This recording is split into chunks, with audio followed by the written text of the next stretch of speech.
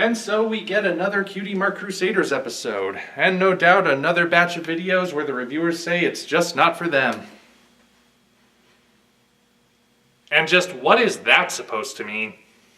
Well, I've often seen that a lot of reviewers judge CMC episodes on a different scale than regular episodes.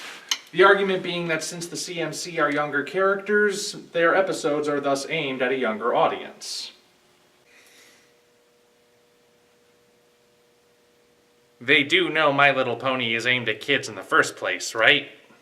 Well, yeah, it sounds weird when you put it that way, but they're not technically wrong.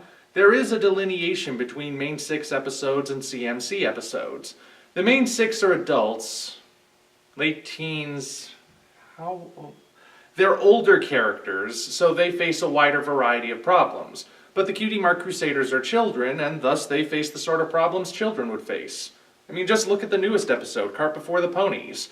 That's the sort of problem that children would usually face, the meddling parent scenario. They even gave all 3 reasons why you would see that sort of thing. Wanting to relive former glory, wanting to make up for past mistakes, or just refusing to let the child do anything other than what is expected of them.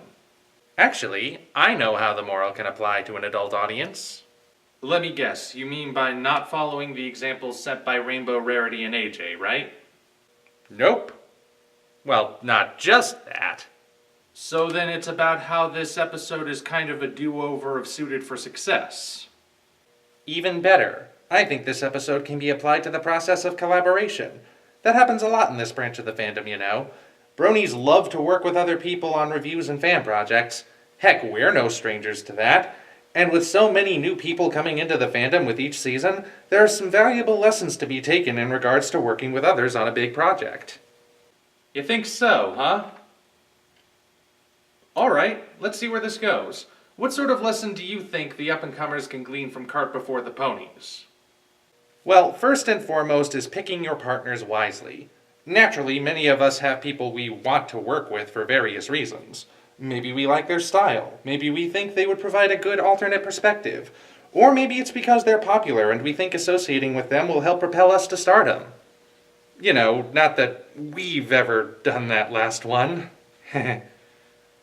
No. Never even had the thought in passing. On a completely unrelated note, did you ever send those emails to Josh Scorcher and Silverquill? No, I'm too scared of rejection. Anyway, just because you want to work with someone doesn't mean it'll be a match made in heaven. And when you're in the Crusaders' place, it can be hard to realize that. Sure, we in the audience could see they picked the wrong partners, and we may say we never would make such a mistake, but anyone who says that is probably lying. We've all been drawn to the wrong person at some point in our lives for one reason or another. Okay, so in summary, be careful who you pick as your partner. Yeah, that's a good lesson. Anything else? Well, the usurping of work isn't limited to the realm of children's school projects. In any collaboration, it's possible for one side or the other to get so caught up in trying to push their own perspective that they forget to work with people. Collaborations are all about give and take, listening to your partner's ideas as much as proposing your own. After all, a huge part of why we collaborate with people is to get those alternate perspectives which will enrich the piece. However, usurping a project can happen to anyone, so viewers need to pay attention to the whole picture. Know when to speak up if you feel you're losing control, and also know when to listen if your partner says that to you. You know, the longer we talk about this, the more it seems like these lessons can apply to any kind of relationship, be they professional, casual, or even romantic. It all comes down to standing up for yourself and listening to each other. So much for this being a kiddie lesson, am I right?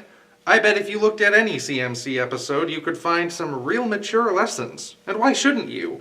The lessons we learn as children stay with us into adulthood, after all. Well, I think that would depend on how rebellious the person is as a teenager. Doesn't mean those lessons still don't apply. Yeah, I can't argue with that. So, now what? I don't know. Want to make our own go-karts to race in? Great idea. I'll get the tools and meet you in the shed. I'll draw up the blueprints.